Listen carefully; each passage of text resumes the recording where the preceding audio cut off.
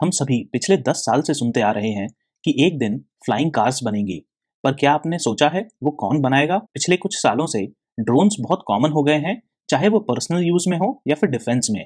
लेकिन कभी क्या आपने सोचा है उसकी टेक्नोलॉजी कौन देगा? आजकल बहुत बड़े बड़े कैंपसेस बनाए जा रहे हैं जो कम्प्लीटली ऑटोमेटेड हैं और इंटेलिजेंट हैं। 5G टेक्नोलॉजीज में नए नए इनोवेशंस कौन कर रहा है, या फिर ऑटोनोमस कार्स और ट्रक्स कौन बना रहा है? आज हम इन्हीं सब फ्यूचरिस्टिक टेक्नोलॉजीज पे काम करने वाली कंपनी LTTS के बारे में डिस्कस करेंगे। वेलकम टू फैंटास्टिक, मैं हूं आश्रय अग्रवाल और बिना देर किए शुरू करते हैं LTTS का बहुत ही इंटरेस्टिंग फंडामेंटल एनालिसिस। LTTS लगभग 12 साल पुरानी कंपनी है जो IT कंपनीज के हिसाब से काफी यंग है, और इतने कम समय में LTTS एक लीडिंग प्योर प्ले ER&D की कंपनी बन गई है। कंपनी के 57 कस्टमर्स टॉप 100 ER&D कंपनीज में से हैं और 69 कस्टमर्स फॉर्च्यून 500 में शामिल हैं।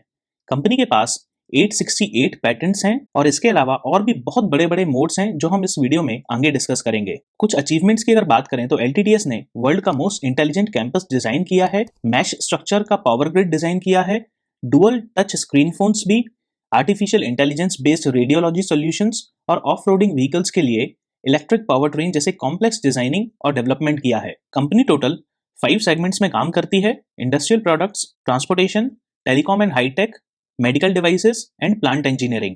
हम इसको डिटेल में वीडियो में आगे डिस्कस करेंगे। LTTS का मार्केट कैपिटलाइजेशन लगभग 40,000 करोड़ का है। करंट प्राइस स्टॉक का लगभग 3750 रुपए के आसपास का है। 52 वीक हाई अगर देखें तो लगभग 6,000 रुपए का है और करंटली ये लगभग 35% के डिस्काउंट पे ट्रेड कर रहा है। स्टॉक का PE लगभग 41 का है, जो कि काफी हाई है अगर हम इंडस्ट्री PE से कंपेयर करें तो। बुक वैल्यू भी 377 रुपीज पे स्टैंड करती है। डिविडेंड बहुत अच्छा तो नहीं है, 0.67% पे है। ROCE लगभग 30.6% पे है। ROE 24.5% पे।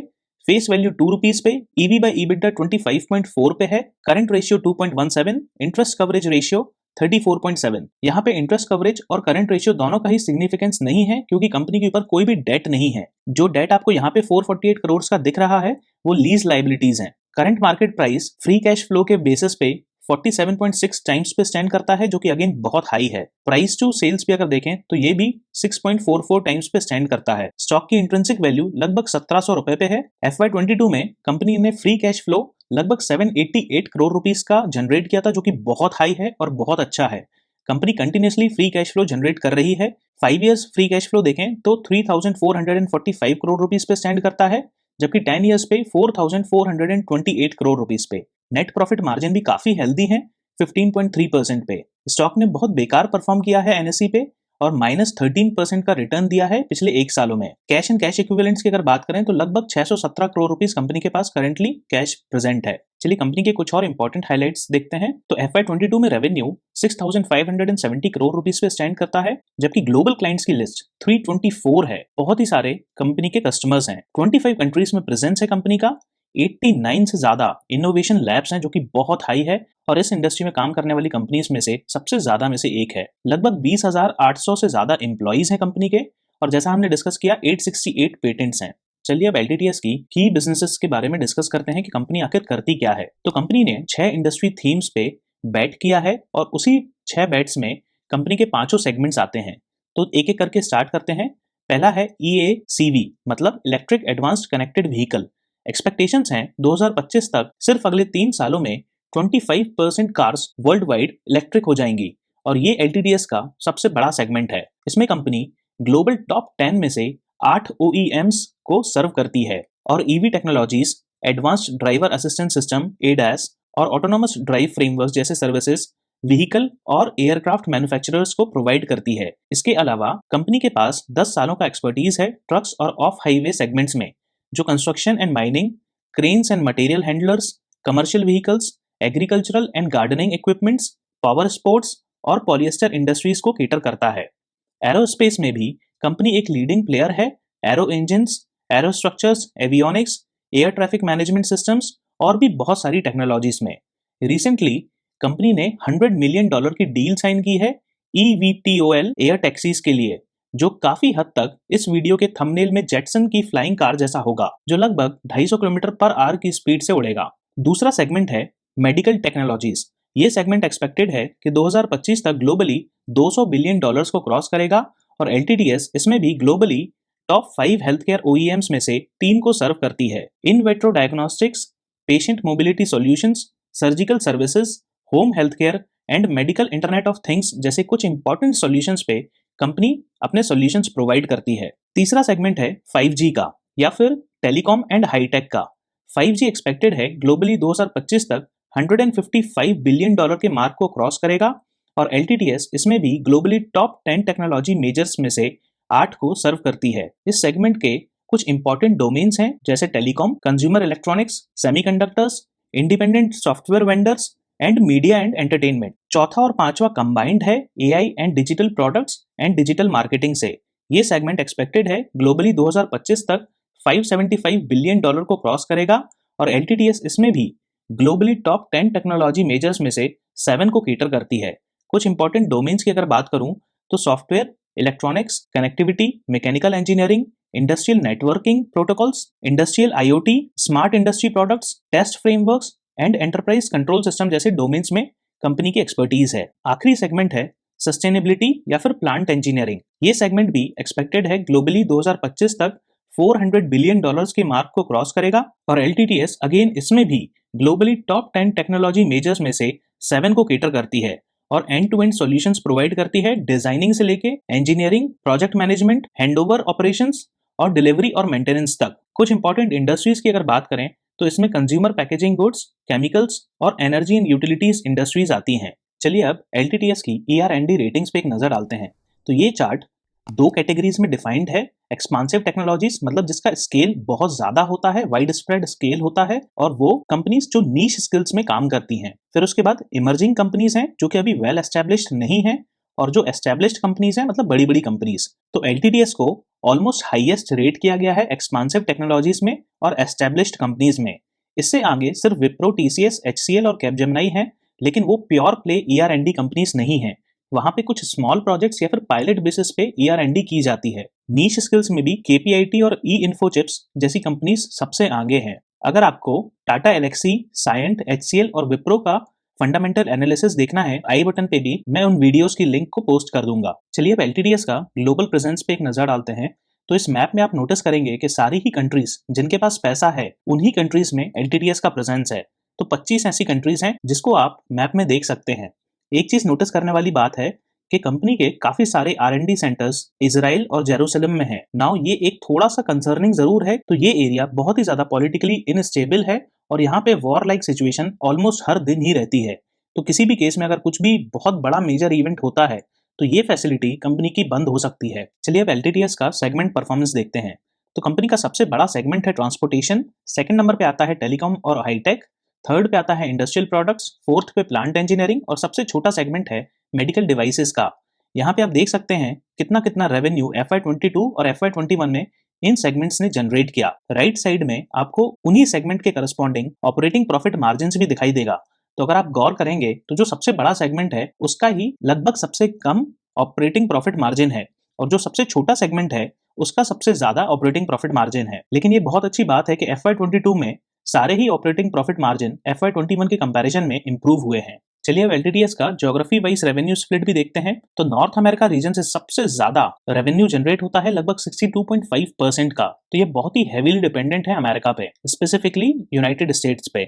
उसके बाद यूरोप से जनरेट होता है लगभग 16.5% का, इंडिया से 13.6% का और रेस्ट ऑफ द वर्ल्ड से 7.4% का। चलिए अब कुछ इंपॉर्टेंट रेशियोज पे एक नजर डालते हैं।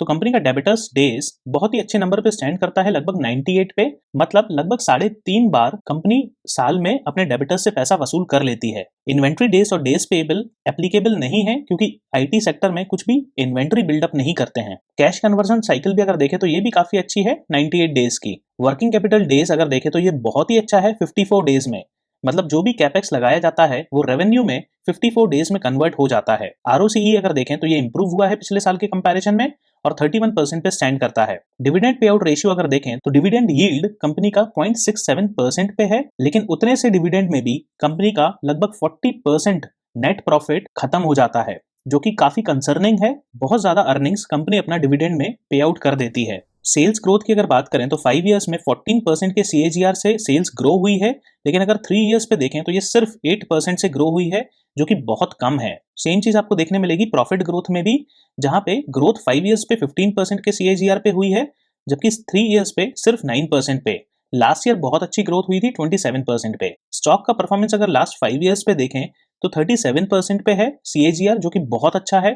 3 इयर्स पे भी बहुत अच्छा परफॉर्मेंस है 32% पे, लेकिन लास्ट ईयर -13% का परफॉर्मेंस दिया है। पूरी ही आईटी इंडस्ट्री का परफॉर्मेंस पिछले 1 सालों में काफी बेकार रहा है, तो LTTS भी कोई एक्सेप्शन नहीं है। रिटर्न ऑन इक्विटी अगर एवरेज में देखें 5 इयर्स पे तो 27 पे स्टैंड करती है और करंटली 24 पे है, तो थोड़ा सा डिक्लाइन यहाँ पे देखने को मिला है। एट्रिशन रेट की अगर बात करें तो बहुत ही इंटरेस्टिंग फैक्ट है यहाँ पे, इंडिया में फिलहाल बहुत ही हाई एट्रिशन देखने को मिल रहा है सभी आईटी कंपनीज में, और LTTS भी कोई एक्सेप्शन नहीं है। FY21 में ये एवरेज में 20% पे था, जो FY22 में बढ़ के 35% तक पहुंच गया। इसके मेजरली 2 रीजंस हैं। एक तो एम्प्लॉइज को ओपन मार्केट में बहुत हाई पे मिल रहा है, और दूसरा LTTS ने FY22 में इंडिया की वर्कफोर्स को 6% का हाइक दिया और आउटसाइड इंडिया की वर्कफोर्स को सिर्फ 1.5% का हाइक दिया। और मजे की बात यह है, मैनेजमेंट का एवरेज हाइक 77% तक था। अब इस 77% में मोस्टली स्टॉक ऑप्शंस ही आते हैं, लेकिन फिर भी ऐसे कैसे चलेगा दीदी। चलिए अब LTTS की बैलेंस शीट पे एक नजर डालते हैं। तो शेयर कैपिटल अगर देखें तो लगभग 21 करोड़ पे है, और ये पिछले साल के कंपैरिजन में सेम ही लेवल पे है। लेकिन अगर आप रिजर्व्स और सरप्लस की बात करेंगे तो ये कंटिन्यूअसली बहुत ही हेल्दी रेट से ग्रो कर रहे हैं, जो कि बहुत अच्छी बात है। करंट लायबिलिटीज लगभग 1230 करोड़ रुपीस की हैं। अगेन ये भी ग्रो कर रही हैं, लेकिन करंट एसेट्स के कंपैरिजन में ये बहुत कम है, जो कि अगेन बहुत अच्छी बात है। फिक्स एसेट्स भी बहुत तेजी से ग्रो नहीं कर रहे पिछले 3 सालों में, लेकिन फिर भी आईटी कंपनी के कंसिडरेशन में ये काफी हेल्दी है। कंटिंजेंट लायबिलिटीज कोई ज्यादा नहीं है, ऑलमोस्ट सिर्फ 185 करोड़ रुपीस पे ये स्टैंड करती हैं। चलिए अब कंपनी की क्वार्टरली इनकम स्टेटमेंट पे एक नजर डालते हैं। तो पिछले 5 क्वार्टर से continuously year on year basis पे revenue, operating profit, profit before tax और नेट प्रॉफिट इंक्रीज हो रहे हैं, जो कि बहुत अच्छी बात है, लेकिन रेट ऑफ इंक्रीज बहुत ज्यादा नहीं है। चलिए अब एनुअल इनकम स्टेटमेंट पे भी एक नजर डालते हैं। तो पिछले 8 सालों में सिर्फ FY21 को छोड़ के हर साल ईयर ऑन ईयर बेसिस पे रेवेन्यूज कंटिन्यूअसली इंक्रीज हो रहे हैं। ऑल्दो ये बहुत ज्यादा स्पीड में इंक्रीज तो नहीं हुए, बट फिर भी काफी हेल्दी रेट में इंक्रीज हुए हैं। लेकिन पिछले 3 सालों में ये ऑलमोस्ट स्टेगनेंट है और सिर्फ 7.4% के CAGR से ग्रो हुए हैं। 5 ईयर CAGR सारे ही अच्छे हैं, लेकिन 3 ईयर CAGR रेवेन्यूज में, प्रॉफिट बिफोर टैक्स और पैट में बहुत अच्छे रेट से ग्रो नहीं कर रहे। कंपनी ने लगभग 40 करोड़ रुपीस का इंटरेस्ट पे किया था FY22 में, जबकि इनके ऊपर कोई भी लोन नहीं है। ये इंटरेस्ट कंपनी ने लीज लायबिलिटी जो इनकी 450 करोड़ रुपीस की है उस पे 10% के रेट पे किया है। ये एक बहुत बड़ा क्वेश्चन है, कंपनी को लीज लायबिलिटीज पे इंटरेस्ट क्यों पे करना पड़ रहा? क्या कंपनी टाइम पे रेंट पे नहीं कर पा रही, जिसकी वजह से लेट पेमेंट की वजह से इंटरेस्ट पे करना पड़ रहा है?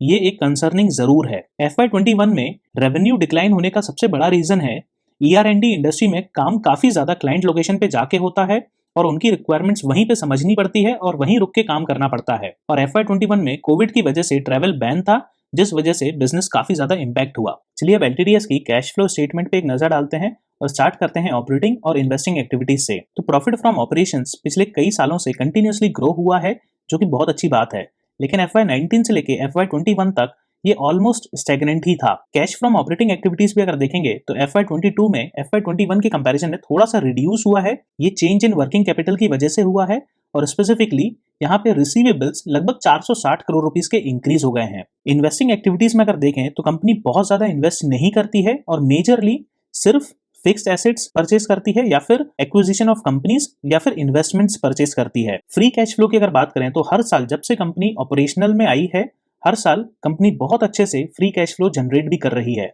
जो कि बहुत अच्छी बात है। फाइनेंसिंग एक्टिविटी से अगर कैश फ्लो देखें तो FY22 में 476 करोड़ रुपीस खर्च किए गए, जिसमें से मेजर पोर्शन डिविडेंड्स पे था, उसके बाद कुछ फाइनेंशियल लायबिलिटीज पे था और इंटरेस्ट पे था, जो कि अपन ने डिस्कस किया लीज लायबिलिटी का। FY22 में 35 करोड़ रुपीस का कैश एक्स्ट्रा जनरेट हुआ है, जो कि कैश एंड कैश इक्विवेलेंट पे ऐड हो गया है। चलिए कंपनी के फोरकास्ट पे भी डिस्कस करते हैं।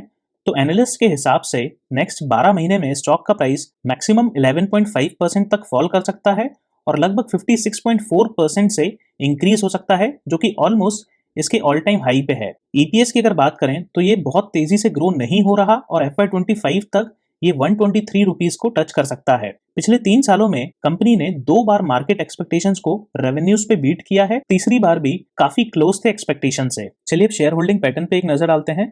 तो प्रमोटर्स के पास 73.88% की शेयर होल्डिंग है, जो कि ऑलमोस्ट एवरेज में सेम ही है। कोई बहुत बड़े डिफरेंसेस पिछले 5-6 क्वार्टर्स में देखने को नहीं मिल रहा। FIIs की अगर बात करें तो ये 6.34% का स्टेक होल्ड करते हैं और पिछले क्वार्टर में लगभग 0.8% से अपना स्टेक को रिड्यूस किया है। म्यूचुअल फंड्स या फिर DIIs लगभग 4.08% का स्टेक होल्ड करते हैं और इन्होंने भी अपना स्टेक लगभग 0.98% से रिड्यूस किया है। पब्लिक के पास 15.7% की शेयर होल्डिंग है। कंपनी के फाउंडर मिस्टर नायक एक पद्म विभूषण और पद्म भूषण अवार्डी हैं और इसके साथ साथ क्वीन ऑफ डेनमार्क ने इनको नाइटशिप भी अवार्ड की है। चलिए अब LTTS का मार्केट ट्रेंड देखते हैं NSE पे। तो ये एक लॉग चार्ट है और कंपनी 2017 में लिस्ट हुई थी लगभग 800 रुपए के प्राइस पे और करेंटली ये 3753 रुपीस पे ट्रेड कर रही है और पिछले 5 सालों में लगभग 5 टाइम्स पैसा बनाया है। कंपनी ने अपना ऑल टाइम हाई बनाया था लगभग 6000 रुपए के लेवल पे और वहां से अभी 35% के डिस्काउंट पे ट्रेड कर रहा है। चलिए अब LTTS को उसके पीयर्स के साथ कंपेयर करते हैं। तो मैं इस पेज को एक्सप्लेन नहीं करूंगा, मैं आपसे रिक्वेस्ट करूंगा आप इसका स्क्रीनशॉट ले लें या फिर वीडियो को पॉज कर लें और ये पेज सेल्फ एक्सप्लेनेटरी है। इसको अगर एक्सप्लेन करूंगा तो वीडियो अननेसेसरली बहुत लेंथी हो जाएगा। चलिए अब कंक्लूड करते हैं। अगर आपको ये मेरी रिसर्च पसंद आई है तो प्लीज मेरे चैनल को सब्सक्राइब करें और वीडियो को लाइक करें। कंपनी की अगर सेल्स और प्रॉफिट ग्रोथ देखें पिछले 3 सालों में तो कंपनी काफी स्ट्रगल कर रही है, लेकिन पिछले कुछ क्वार्टर्स में वापस एक मोमेंटम देखने को मिल रहा है। इंडस्ट्री की अगर बात करें तो कंसल्टेंसी के अगेंस्ट ER&D थोड़ी स्लो ग्रोइंग और काफी टफ इंडस्ट्री है। इसमें बड़े बड़े कॉन्ट्रैक्ट्स जीतना पहले तो टफ है और दूसरा बहुत फ्रीक्वेंटली आते भी नहीं। बट आने वाले डेकेड्स लग रहा है ER&D कंपनीज के ही होने वाले हैं और LTTS की इसमें बहुत कम टाइम में बहुत स्ट्रांग होल्ड है। फिलहाल IT इंडस्ट्री एक मेजर एट्रिशन से लड़ रही है और दोनों ही कंपनीज और एम्प्लॉइज के लिए लॉन्ग टर्म में हेल्दी नहीं है। आई होप ये यूफोरिया जो इंडिया में सैलरी पे बना हुआ है वो सेटल हो जाए, वरना बबल बन सकता है और सबको लेके जाएगा। कंपनी को क्रिसिल ने AAA रेट किया है with stable outlook for long term और A1+ रेट किया है फॉर शॉर्ट टर्म। ये हाईएस्ट रेटिंग है और बहुत अच्छी है। करंटली स्टॉक अपने ऑल टाइम हाई से लगभग 35% नीचे ट्रेड कर रहा है और इस लेवल पे ये एक बहुत अट्रैक्टिव अपॉर्चुनिटी है लॉन्ग टर्म के लिए और इसमें क्वार्टरली बेसिस पे रिजल्ट्स अगर अच्छे आए तो SIP की तरह इन्वेस्ट किया जा सकता है। ये कोई रिकमेंडेशन नहीं है and please consult your financial advisor before investing. Company के बिजनेस ग्रोथ वैल्यूएशन पास्ट को देख के मैं इसको 7 आउट ऑफ 10 रेट करूंगा। 3 पॉइंट्स में कंपनी की थोड़ी स्लो टॉप लाइन और बॉटम लाइन ग्रोथ की वजह से काटूंगा और एट्रिशन की वजह से और लीज लाइबिलिटी पे इंटरेस्ट पे करने की वजह से। कमेंट्स में जरूर बताइए आपको क्या लगता है LTTS के बारे में और क्या आपके पोर्टफोलियो में ये प्रेजेंट है या फिर आप बाय ऑन डिप करने वाले हैं। और अगर आपके कोई भी डाउट्स हैं तो प्लीज कमेंट करें। Thank you.